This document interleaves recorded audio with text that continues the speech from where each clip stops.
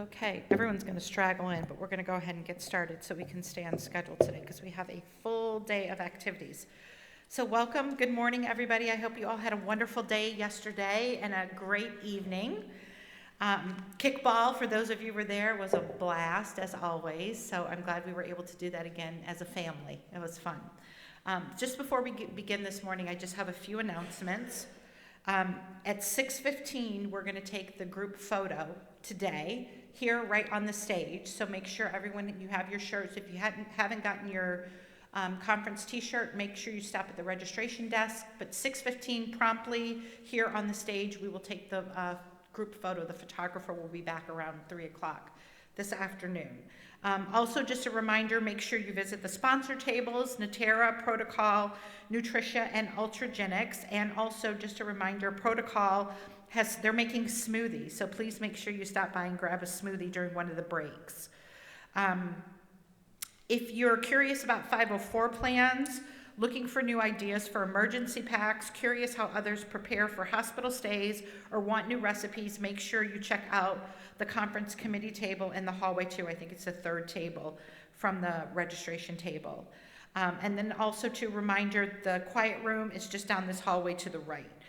Tonight, dinner will be on your own. Next to the registration table is a list of restaurants, local restaurants that have been vetted by the committee as FAOD friendly. And so we would encourage you, if people want to go so everyone can go together, there's going to be a sign up and you guys can pick your restaurants so that families have an opportunity to get together tonight for dinner. And then also just a reminder, there'll be a clinicians panel at the end of the day. So if your questions didn't get answered during the session, you'll have an opportunity to answer those questions during the clinicians panel. All right, so here we go. So Chef Glenn Noffsinger has over 20 years of experience in commercial, non-commercial, personal chef, and culinary instruction services. With unique insights based on real-world experience, he focuses on the success of each client and their needs. But Glenn is not only a chef, he's a CPT2 dad. So he brings a unique understanding to the FAOD space.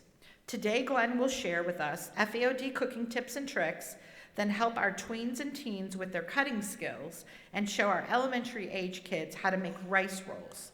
So he'll have a busy morning. We all know that food is so important in the FAOD community, so we are honored to have Glenn teach us more about his craft and how we can apply it to our daily lives living with FAOD. So please give a warm welcome for Chef Glenn Noffsinger.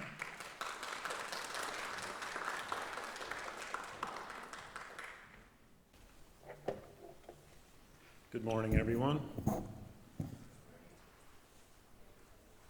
So, in my professional experience, I got to work as a private chef for a client with low-fat dietary needs, and it exposed me to a whole new world of cooking that I hadn't been exposed to before.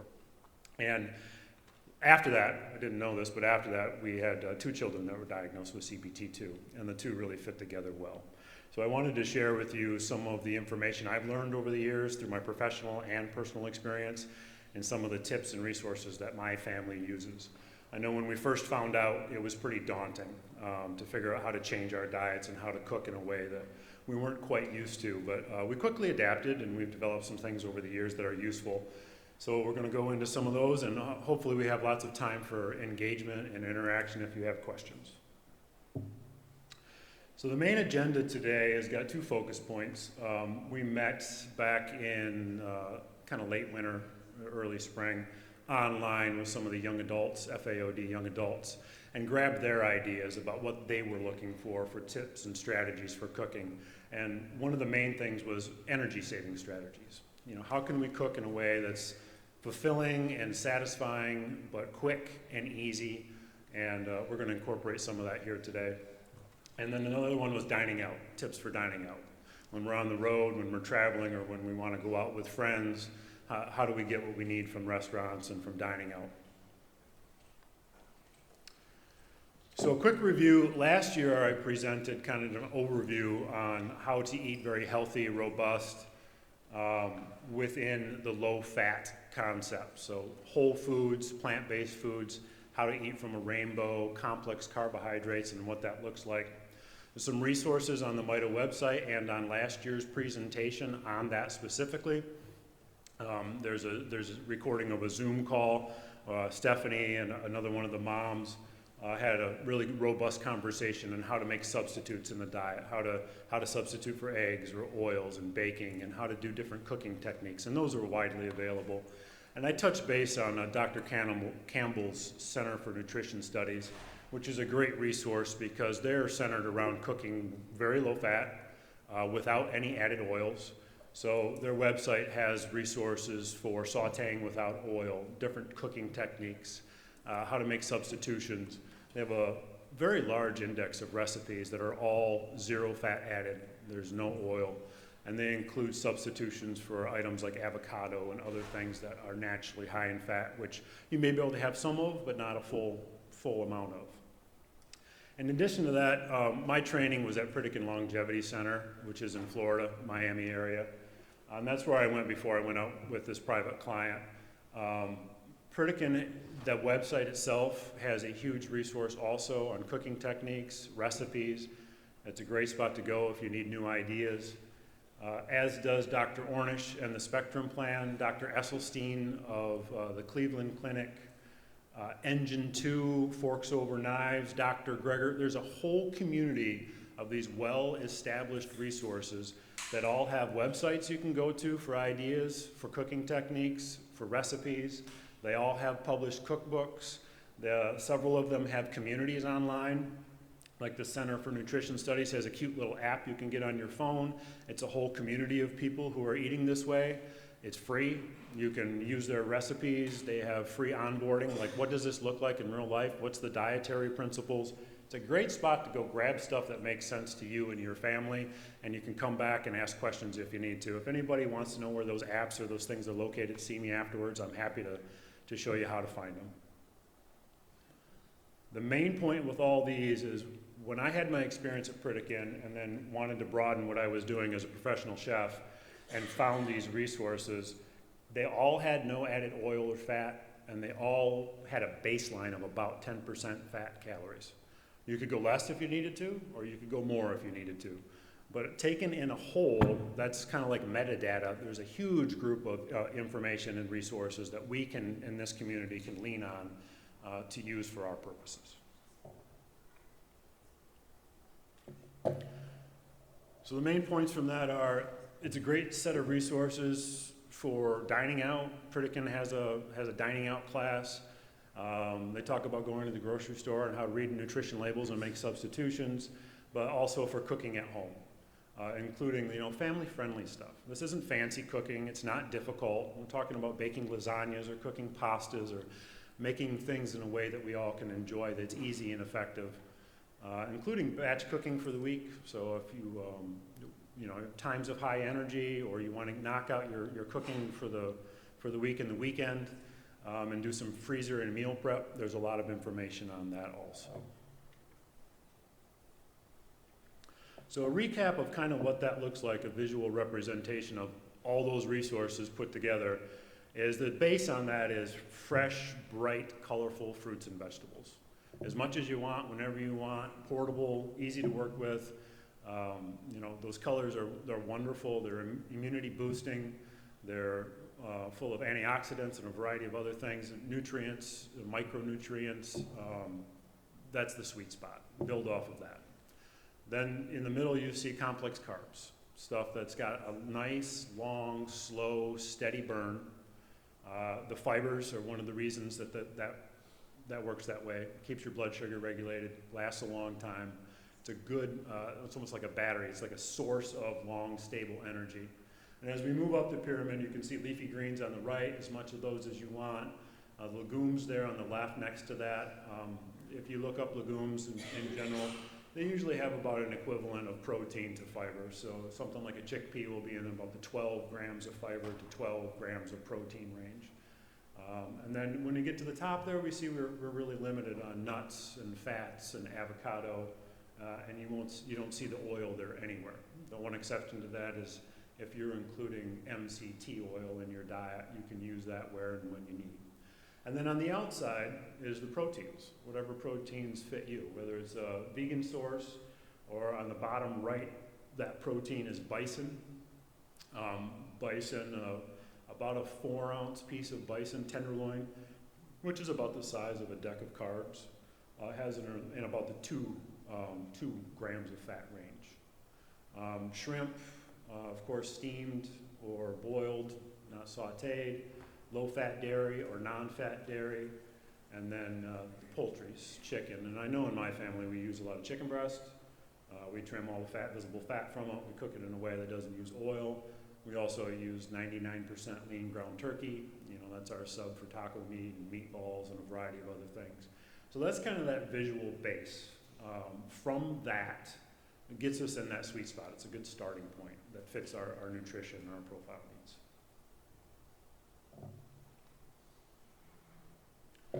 And this is kind of an example of what it could look like. Global flavors, let's have fun with food, right? We don't want to feel limited and restricted. Let's explore the world. Let's taste some fun, exciting things. Use speed scratch techniques. Speed scratch is an idea that is actually widely used in commercial kitchens. The idea is to take some pre-prepped stuff that's ready to go. The work's been done. It's been peeled. It's been chopped. It's been blanched. Maybe it's frozen IQF, and add to it what's fresh and in season. Get that combination. Make it easy on yourself. And you can do it in quantities, or you can do it on the go. I'll frequently, when I'm on the go to a grocery store, not a restaurant, and you can pull this stuff together. I was just at the grocery store this morning getting some stuff for the class that we're doing a little bit ago. And they have a full section of pre-prepped cut vegetables. They've got mirepoix vegetables, which is celery, carrot, and onions, which is a great base for soups and stews. They had a variety of chopped other vegetables. So you can easily grab, in the world section, they have rice bowls and other things that don't have added oils. It's just rice, it's just a starch. Combined with a can of chickpeas and greens from the salad section. The deli's got beets and other things. I mean, you could throw this together fresh and easy just by going to the grocery store if you're on the road, and you could eat it in your car or a park bench somewhere. It's really easy to do. And then the last thing is talking about give it some flair. Just make it interesting. We don't want to just eat boring, bland food. Food's fun. So this is one resource when we talked about, that what's ways we can do this when we save energy, what's convenient for us to put together. I just went online and did a quick Google search and a couple of YouTube videos and took the idea of speed scratch combined with plant-based as a base.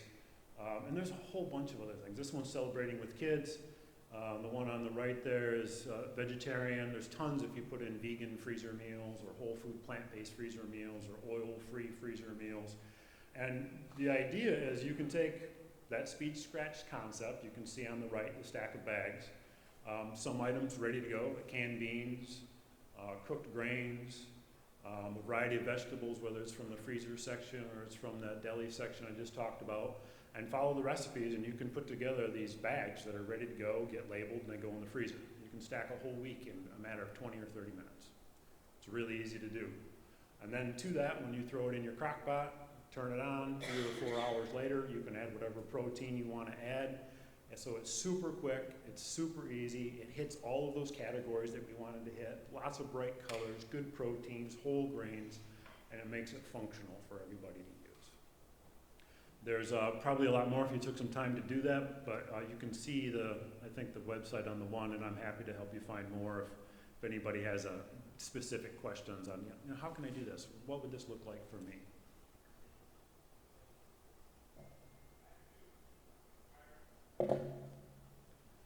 So with that, I'd say embrace the power of pre-cut, fresh and frozen produce.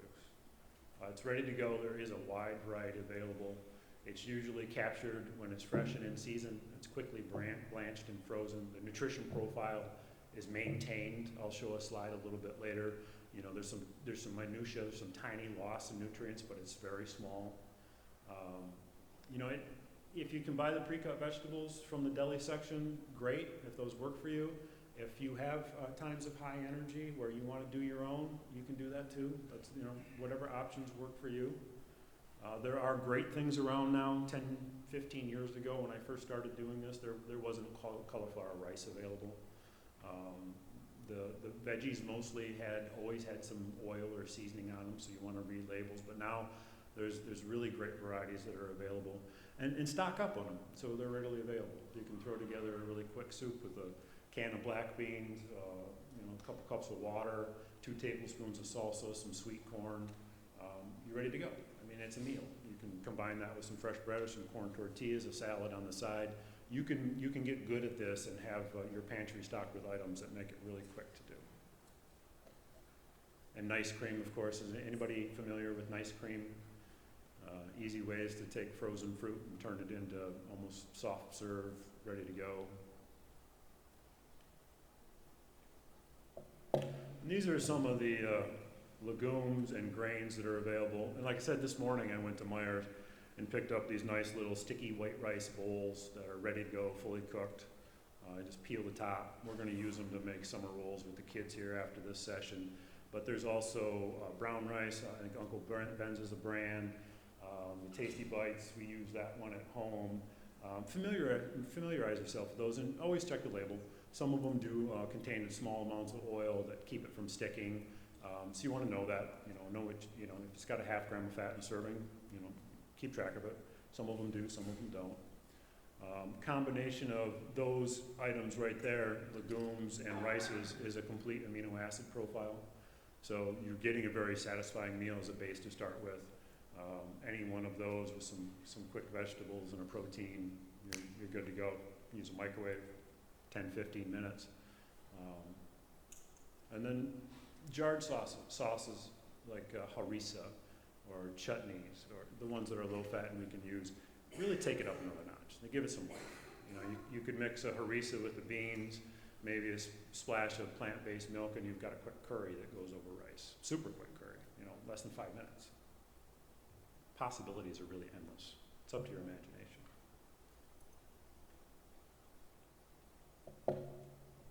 So flavor boosters, spices and herbs are key. Having a nice little selection of herbs and spices that you can go to. Citrus, lemon or lime on the top of something, that little acid profile hits your palate first and it wakes things up. It also has a feel on the tongue like salt, like sodium, without adding sodium. So it gives it a flavor boost in 2 different ways. And I will use vinegar in a lot of my cooking, just a minutia of it, just to top things off. So if I do cooked greens, I get a splash of the reduced balsamic vinegar. It's a beautiful combination. It wakes things up. Really easy ways to take a base like a bowl, added with a chutney or a harissa sauce, topped with a fresh herb and a squeeze of lime. And you've got a really decent, almost gourmet meal that's super ready. It's ready to go in minutes. This is just a resource I found when I looked online for sides and stuff. Oasis has a zero-fat brand of hummuses. There's another flavor. They have like 5 flavors. It was available on Amazon, so you can order it delivered. There are others like the Engine 2 brand, the cookbook that I referenced before. Really interesting story if you ever want to. There's a documentary and a cookbook on that. They have a brand that's carried at Whole Foods. So they're around if you look for them. Quick and easy way, crunchy carrots or celery or vegetables on the side of one of those bowls with a dip of hummus or maybe some flatbread. Just is very satisfying. It's a complete meal without having to go dirty a food processor, which is sometimes fun, and I love to cook, but it's ready on the go if you're on the road or at home. And this is what a bowl could look like when you bring all that together. This is an example of a grain bowl. You can see the grains on the left. It's roasted sweet potatoes down the middle, some cooked greens on the right. There's a seasoning and a sauce to finish it. A lemon up there helps jazz it up. You can twist this into just about any combination that fits your flavor profile.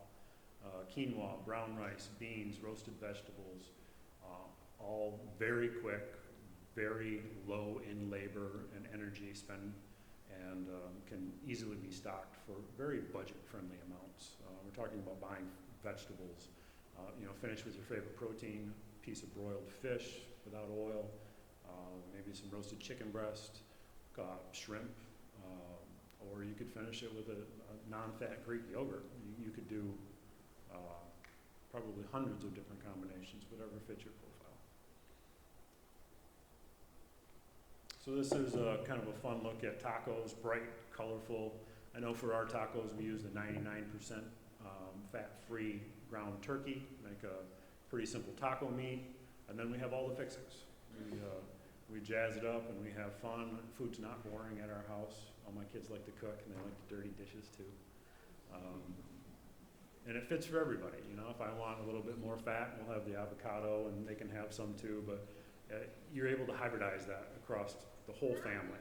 I know one of the challenges we found when we first started doing this was it felt like we were doing 4 different versions of everything. And we learned how to kind of break it down so all the components were available and everybody at the table, even if we had people over, could have what they wanted to have. So we weren't cooking 5 or 4 or however many different sets of everything. Another example at the top, spaghetti's big in our house. We love a good bowl of spaghetti. We have a fast way of doing, we can our own tomatoes, but then we use a basic, a prego or a ragu. So we can kind of combine the two. A little bit of tomato paste to get the thickness where we need it to be, some turkey meatballs, pasta, salad on the side, super fast, delicious, satisfying, not fancy, home style friendly.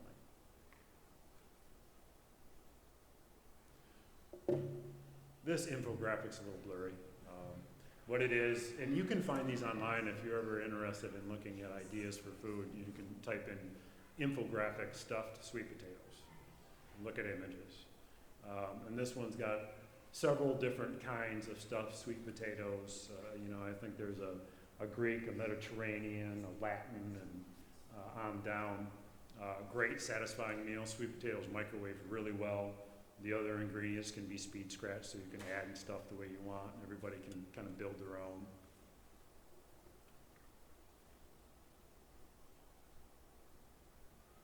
And then this is a picture from one of those preset freezer meals that we showed with the bags full on the right. So that soup was made by pre-making. All the ingredients go from, it's a freezer item, a canned item, or a fresh item into a bag, gets labeled, they're stacked up for the week. Throw it in a crock pot, 3 or 4 hours of cooking time. And then I just found a picture of baguettes on Pixabay because we love fresh bread in our house. You know, so that goes in a crock pot, turn it on, walk away, come back a little later, toast some bread, full meal, ready to go.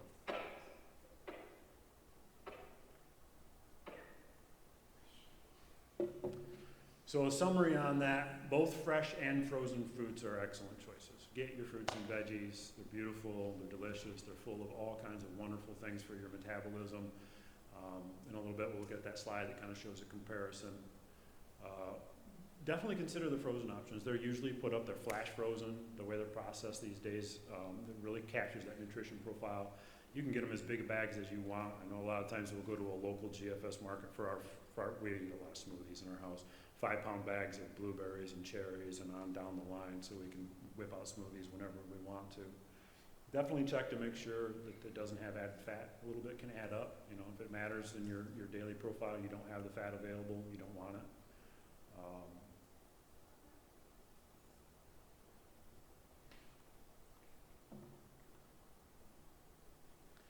And this is that side by side. So this is blackberries, and there's fresh and frozen. And you can see on the calcium you lose about 1 milligram by having it flash frozen. Potassium drops in the 23 range, but still a nice amount of healthy nutrients there. And then strawberries on the right, same thing, left is the fresh and on the right is frozen. Vitamin C drops from 88 to 62 milligrams. Magnesium drops from 19 to 17. You know, weigh your options. You know, if you have the energy and it's fresh and it's in season, by all means, use fresh. It's wonderful.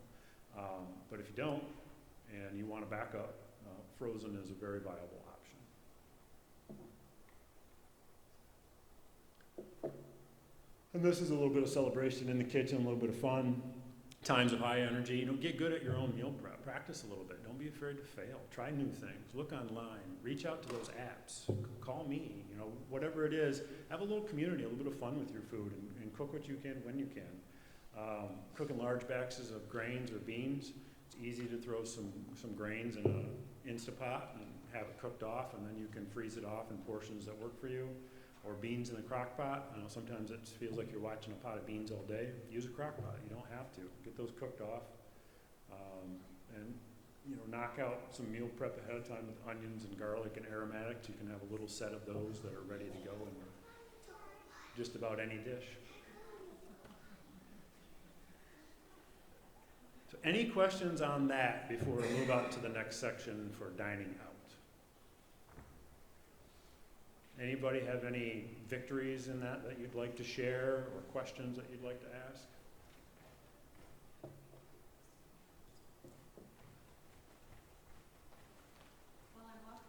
Well, I'm walking over to Shrika. Maybe you could expound on the nice cream. How do you make that? Sure. You can use a Champion juicer or a NutriBullet. They have varieties of machines that actually do that. And you literally put in frozen fruit and it spits out a soft serve ice cream. Okay, quick question. Well, a couple of quick questions. One, if I go grocery shopping and grab items in the break, can you make all of that before the conference is over? Just take it home. I didn't quite, I couldn't hear you. No worries. He's asking you to make lunch for us. Yeah. So one question I have about the microwavable rice. Maybe it's just my mom making me feel bad for cutting corners, but is there any harm in using that versus boiling rice from scratch? Well, if you can cook from scratch, by all means cook from scratch. I'm a big advocate of cooking from scratch. The microwavable rices are the rices like your Uncle Ben's Yeah. and the, forget the brand they bought today, they're fully cooked. They're cooked in a natural way. We're just reheating. Okay, We're just reheating those rices. gotcha. I don't know if I've ever fully cooked microwave rice. Gotcha. Any options or recommendations, and if this is a longer question, I can trap you in the hallway, about more kid-friendly options? A lot of what you showed I would totally eat, but my 9-year-old's like, what is that? That looks really fancy. Just any, and if we need to, talk in the hallway, we can, but just wondering about more for younger kid-friendly food. It all depends on your children, I guess, and it's been a journey for us. We don't eat foods that are unfamiliar to people, so we'll make a version of mac and cheese that's along those baselines it's a cheese sauce that I make that tastes just like cheese sauce, but it's from vegetables. We have chicken tenders that we do, and Becky's kind of been a master at that, where we knock out chicken breast and we have our own breading process, and they're baked on a rack so we can have those. Mashed potatoes, pastas, all the things that are pretty familiar can be done in that way to knock that nutrient profile from the fat down and the nutrients up.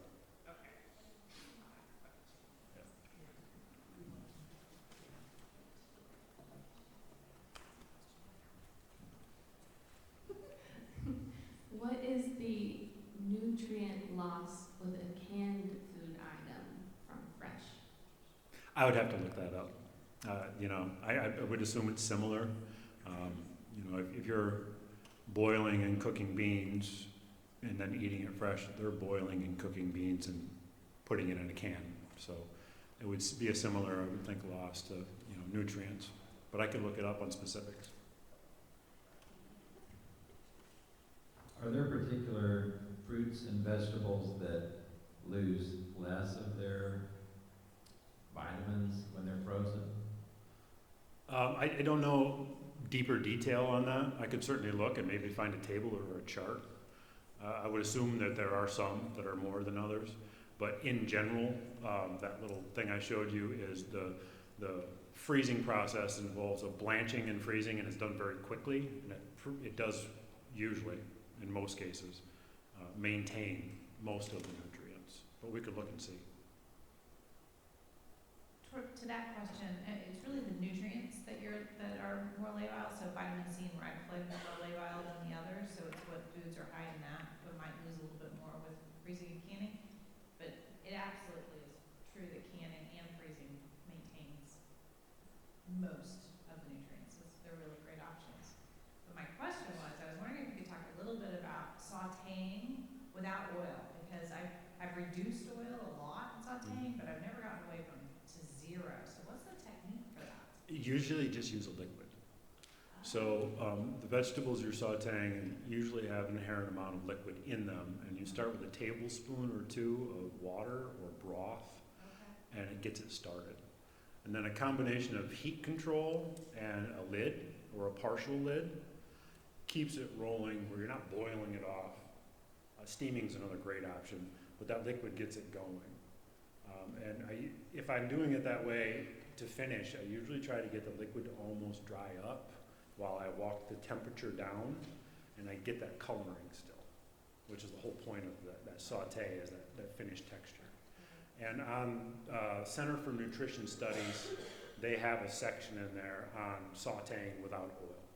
And it lists the steps and it outlines it. And there's even videos. Last year, I think I showed a video on, here's a quick sauteing without oil. Wonderful. So it takes a little practice. Yeah, thank you. Uh-huh. So what was that website again? Dr. Campbell's Center for Nutrition Studies. Yep. And that's the one that has an app. And you can look that up on your phone, and they've got some of the classes are free, and the recipes are free, and it's a whole community of people that kind of weigh in and say, hey, I'm new to this, I'd like to do this, is anybody else? And you get answers and people engaging with it. So. What I can do too is I can bug Glenn and have him give me a list of those things and maybe send them out through email. So check your email in the next week and I'll try to get it to you guys.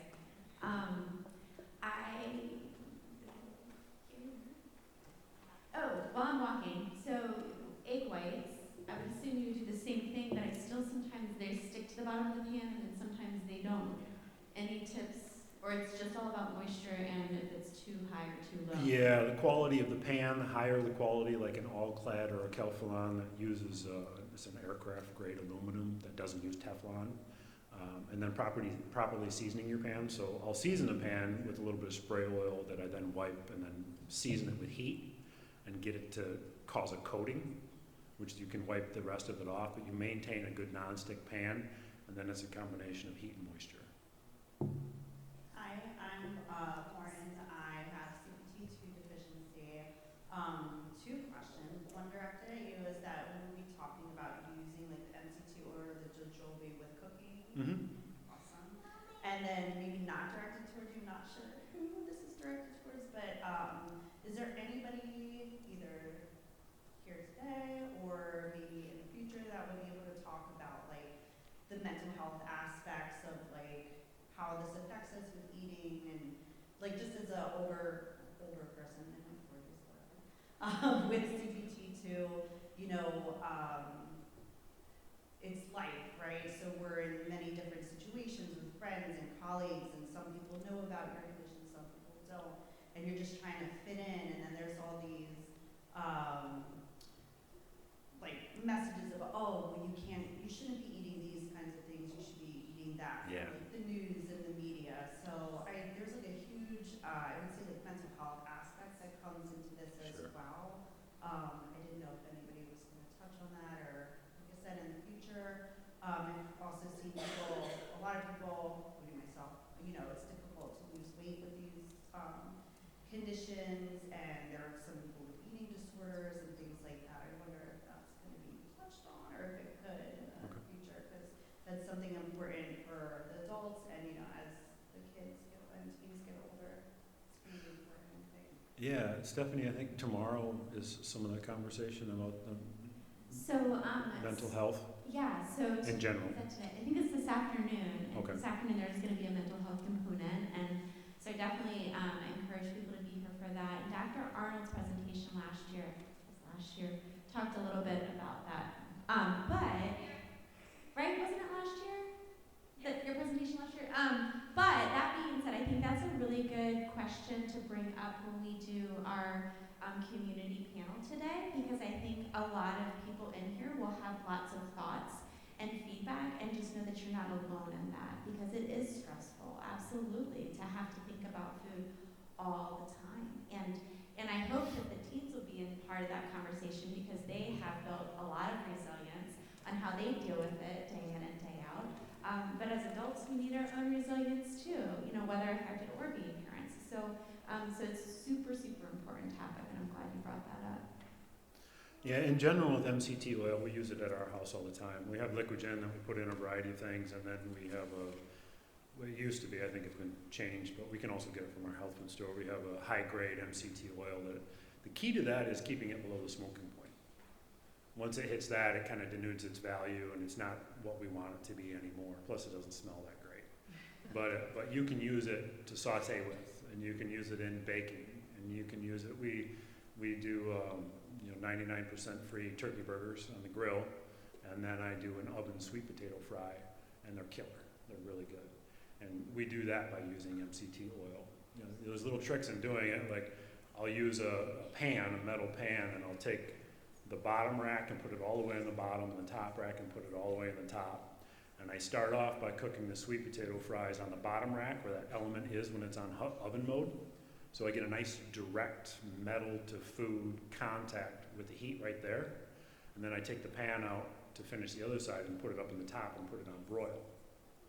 So it gets, both sides get a nice crisp French fry feel without having to use a bunch of oil or fry things. And then, yeah, we have delicious burgers that way. Now, all the fixings. So your kids are the ones back to the CPT2. Do you Yeah. also eat the food that has like MCT oil, or do you make separate for yourself? Because that's the issue for me. Is I'm the only one. No, I was like, well, I don't know. we make all the same for all of us. So yeah, we just consume some MCT oil when we're using it. Sometimes we omit it. I don't. I have all those cookbooks. Now the other thing, to speak into like dietary change or fitting in and all that, that's real, and I feel that on a lot of the time because I eat whole food, plant-based mostly, with small amounts of protein. And my personal experience with that was I went to one of these centers and I had my biometrics drawn to start with doctors and a profile, and you get put on a program. And you have a doctor who follows you through the program. You have a team of dietitians who teach classes during the day. You have a team of chefs who provide up to 6 meals that are all oil-free, right? So the morning starts off with egg white omelets and it's a beautiful selection of foods. Lunch starts with huge salads and super lean proteins on through. And I dropped my cholesterol profile 20 points in 5 days. And from like my heaviest ever, it was 249 back when the kids were young. I lost 60 or 70 pounds. I'm healthier than I ever was. And that's through aging and several years of doing this. So I know it works, and I saw the data, and it's why I adopted it to my life. It's powerful stuff. You can lose weight. These centers are really focused on reversing the diseases of affluence, like heart disease, atherosclerosis, type 2 diabetes, a variety of other ones. They stop them and reverse them, and people heal their bodies by hitting all these nutrients and these bright colors. And those are widely available, those studies. What I found powerful was connecting with those groups. All those that I listed, Pritikin, Dr. Greg, Dr. Ornish, CNS, the mobile app, so that I had those in my wheelhouse when I get challenged by people like, why don't you eat this way, or why don't you eat that way, or how come you don't eat this, or I've got a backup. I've got a group that I belong to. It gives me some power to stay the course, because that is real, and you're going to face those challenges, and you're very right. The other thing is, if you're changing your diet, in general, diet covers up a lot of things. We eat to make ourselves feel good. And if you change your diet, suddenly you're going to face some of those things. And I would just suggest that you have a group, you have some people you can talk to, you walk through change slowly. And you do your own research and connect with the people that make sense to you, so you've got that strength. Does that answer your question? Okay, wonderful. Well, let's move on, dining out. We've got a little bit more to cover, and we've got a short amount of time. So dining out's one of those things that comes up quite a bit, and actually it was one of the things I had to do as a personal chef when I was with a client, was scout out. Sometimes we were on the road and had a very busy schedule, and I wasn't always in the kitchen or the one cooking, but I had to have options available. So I kind of learned how to do this on the fly. And then I learned how to do it with my family in a variety of different ways. So the first thing is review the menu online whenever possible. Cell phones are great for this. Computer if you've got time to preview. You can identify those FAOD friendly dishes and cooking techniques in advance. Look for keywords on the menu. You're being a menu detective and seeing where steaming is available or grilling is available. You can get used to identifying what type of restaurants might be able to accommodate your needs more than others. So full-service restaurants that you can order online and customize are the best, down to quick service where you can learn the ones like Qdoba's and Chipotle's and the ones that you can do your meal the way you want to. And then probably lastly is fast food, which does have a few options, we'll touch on in one of the last slides. But explore all options of the menu, from salads and sides and appetizers and dessert. Don't be afraid to pick apart a menu and look at what it is you need from the menu and be ready to ask for it.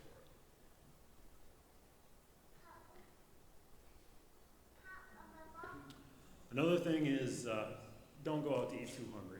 And I know you're going out to eat and want to eat there, but the idea is, if you show up hangry, you might make some poor choices or not be able to think through the menu you want to.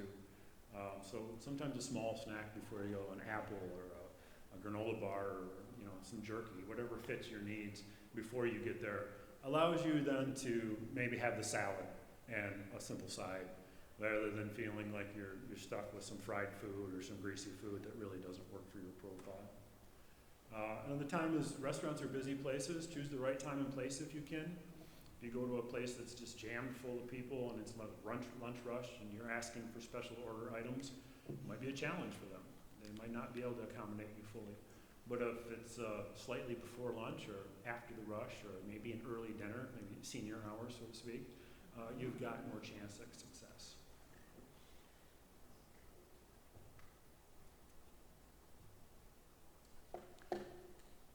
This is a biggie, communicating ahead of time, having a conversation. Sometimes that's just a feeler to see how they answer your questions, to see if they're accommodating, if they're listening and asking in-depth questions, or if they're kind of blowing you off and you're not quite getting the answers you need. If you get that up front when you've called, you're probably definitely going to get it during a service. Another idea was to have an FAOD pocket card that says exactly what it is you need. So in combination, let's say you've looked online, you've picked some options, so you've got an idea, you've called ahead, you've got even more of an informed idea, and then during the actual service, you might not talk to the waitstaff. So telling them what your needs are and handing them a card that says, this is what I need, that card's probably going to get handed to the kitchen. It takes interpretation out. What the waitstaff might hear and what gets put into the kitchen has been interpreted through a little bit, and it can change, and then it comes back to you. So having a card would be a great way to communicate that the rest of the way. And remember that you're a valued guest. Maybe I'm just used to it because I've been in restaurants and chefdom for so long that I'm really not afraid to ask in a very polite but direct way, and to be clear about it, and to ask them if they're clear about it, and be confident in making those special requests. Picking apart a menu and being clear about what you need shouldn't be a problem. And don't be afraid to request healthier prep. I can give you an example. My son and I were up north camping, hungry, and we wanted to get some food. We went to a local restaurant there. It was Papa J's, which is a pizza place. Most of the menu items were fried chicken tenders and burgers and other things. But we picked apart the menu, and they had some options. We asked for steamed broccoli, and they gave it to us. We asked for plain baked potato, and they gave it to us. Once you started to have that conversation, the waitstaff was like, oh, actually, we can cook the fish 3 different ways. We could bake it, we could boil it or steam it, and we can deep fry it in beer batter. And so we ended up getting grilled chicken breast with no oil, steamed broccoli, baked potato, and it came with the salad bar and the soup for the day, and they had French onion soup, which was on the salad bar, so you could actually get the brothy onions without the croutons and the cheese. And so we got a full meal at a northern Michigan restaurant that you wouldn't think of as a healthy place or with those type of options, but we picked it apart and got what we needed, and it was very satisfying. Don't be afraid to ask for menu swaps just because the menu item is listed with certain things. If you see it in one item and you know it's a good item for you, ask if they can do it on a different item. Ask for those swaps. Replace obvious items like fries with steamed rice or grilled vegetables, and ask for your dressings and sauces on the side. I know that's one of the resources I've used a lot with Pritican and some of those others, is they have great selections of dressings that are made without oil. Creamy, tangy, all kinds of dressings, and they use different foods to get those feels, and you could always take those with you, you know, and let them know. If you don't have a dressing option that I can have, I brought my own, is that okay? It gives you the opportunity to control the fats where you need to, or to eliminate them altogether. So scratch cooking places, like I said, are more readily available to accommodate. You know, at Mexican restaurants, beans, but check the beans. A lot of times they'll have lard or pork fat in them, so ask. You know, rice can be made with oil or without. Ask how they make theirs. Salsa, steamed vegetables, grilled chicken, all great options. Italian restaurants, pasta marinara or pasta primavera. I was just working with the Inform group on going to Japan and went through the full menu on the session over there, and I asked some detailed questions, and they got back to me on everything. Yes, this pasta is cooked with a little bit of oil. Yes, this is. No, this isn't. But without looking and without asking, you know, we wouldn't have known those things. Asian foods are usually great because steaming is a regular thing. That picture is actually when Becky and I went to Las Vegas, and I was dining out for lunch on my own, and I asked for brown rice and steamed vegetables with tofu, and it came out as a huge portion. And they were happy to accommodate, and it was delicious and filling. It was super simple. Because they are already steaming foods. They're already cooking that way for some of the other dishes, so ask for what you want.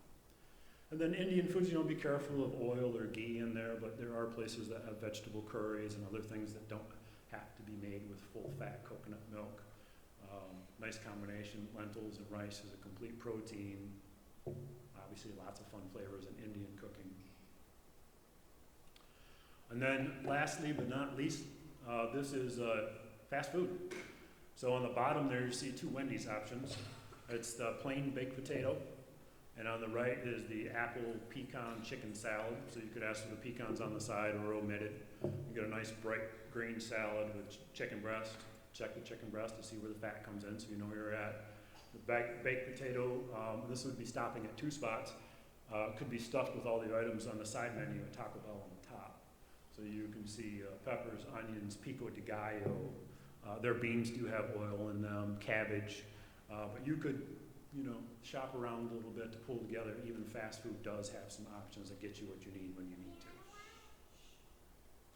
Does anybody else have success with ways that you dine out, or good finds at fast food places that have worked for you when you're dining out? Any questions? Any further questions on dining out?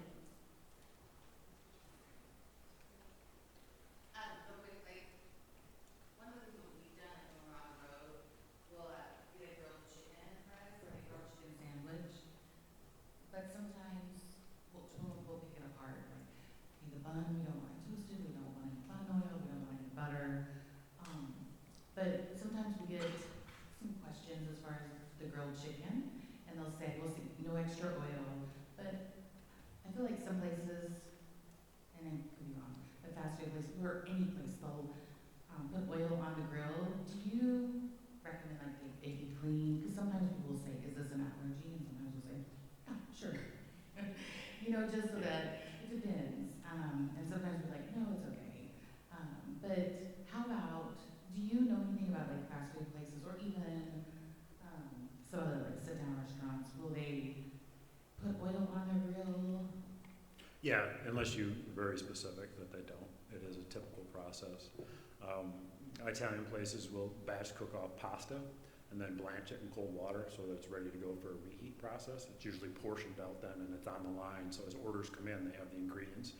A lot of times that's tossed with oil at that stage because it keeps the noodles from sticking together. So unless you really ask, and ask specifically, the waitstaff might not even know that. But if you ask them to ask, and you get that confident answer that no, we don't do that. The restaurant we're going to later tonight, the FAOD place, we asked that last year. And he went back and asked to make sure that the rice noodles had not been tossed with oil as part of the preparation process. So yeah, you do need to ask, and you do need to be specific and use language that gets your point across. So if they ask you if it's an allergy and you want to answer no, but yes, you know, we've used language like, you know how diabetes and sugar kind of go together. This condition is like that, but it's with fat. So we cannot have it. It's not a little, or yeah, we can't have it. If you're unsure if you can do that or not, we'll choose a different way. So be as specific as you need to be. And it's also why, like last night, the pasta seemed to be goopier together, but they tossed it in red sauce instead of oil, and then you had extra sauce on the side, so there was no extra added oil.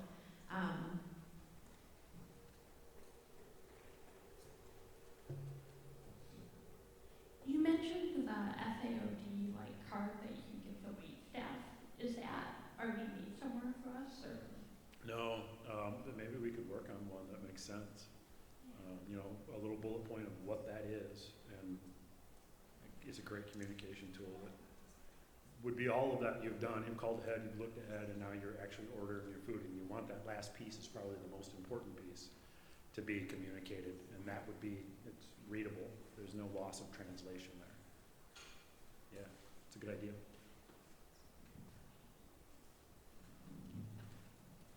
Anyone else? These are all great questions. Oh, yeah. If I seem a little distracted, the chef for this afternoon is texting because he wants to make sure everything is great with that. I do call ahead and talk to the chefs a lot before we go to new restaurants. Are there any fancy, insider chef terms that we can say that sound really informed? Like Blanche and I probably have to think of that. Maybe there is. Maybe there's some good lingo we can subversively get our point across, act like we know a little bit more than they think we do. Well, I mean, even how simple, like when you were talking to her up there or whatever, and you just kind of said, you just say this and this and this and this stuff. You say it so simply, whereas I'm kind of like, but you don't add oil, right? And and that's not always helpful, especially to the waiter who might not understand. And no, they don't. Or the process you mentioned, when they pre-make the pasta, in that process, they'll toss in oil. Yeah. Processes like that I may not know, but I can specifically ask for. Yeah. And that's kind of why I said that, is that's one I've actually said before and found out the waitstaff didn't know when they went back and asked, and they go, oh, apparently they do. Or like at the FAOD place, they went back and said, no, we do not. They made sure it was a confident answer, so I felt good about it. Like the rice bowl place that we went to last year, and forgetting what it was, they told me over the phone that they didn't add any oil to the rice, and then Glenn walked in and asked, because oh no, they add oil to the rice. And so it is interesting, because I found, and maybe I don't know if this is true or not, but I found in a lot of our Indian restaurants and Mexican restaurants, they do add oil to the rice, so we end up sticking with the sushi restaurants, or now pho. He added pho to our list. We didn't have pho for last year. Anybody else? I was thinking about what you said about the restaurants, and I think we've had some success building relationships with local restaurants. And somebody was about to open a restaurant at a place that we were going to frequent, and they did Alex's food for her high school graduation. And she was so excited because this gal asked us a bazillion questions, more than I ever knew. But Alex was like, finally, I can eat absolutely everything at this. And then what was neat is as they opened that restaurant, they were very aware of that. And every time we came, they double checked with Alex. And she actually really got to expand her palate because she was able to eat different foods than maybe we typically did. And on a side note, for the allergy, he has an allergy, and they particularly do that. He ate there all the time. And so they kept his bottle of ketchup, the kind that he could use. So developing a relationship with local restaurants that you frequent can be really helpful. Absolutely. Great point. That sounds like a great find. And that's kind of where we end up, took my daughter to Colorado Springs for the summer where she moved out, and we were getting there looking for dinner at night. We found the place that the chef specializes in local, from scratch, seasonally cooked. And when you read the menu, everything they do is from scratch. So when we called and had that conversation, and she didn't have CPT2, but I wanted to eat that way anyways, they're more than accommodating. They scratch everything. There's no blend over. They're like, what are your needs? So they met them. Great. Well, any last questions? Yeah.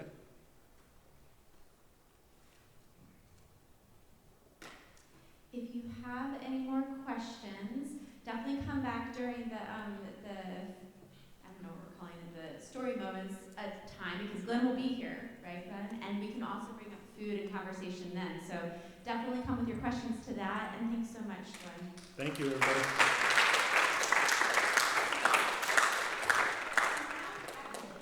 So now we actually have about a 15-minute break. Let's say 10 minutes. There should be snacks and food out there because we thought you could be so hungry from seeing all the food. And Dr. Gillingham's about to talk, and she's a dietitian, so there's lots of food. So go eat, enjoy food, come back, and we'll see you in about 10.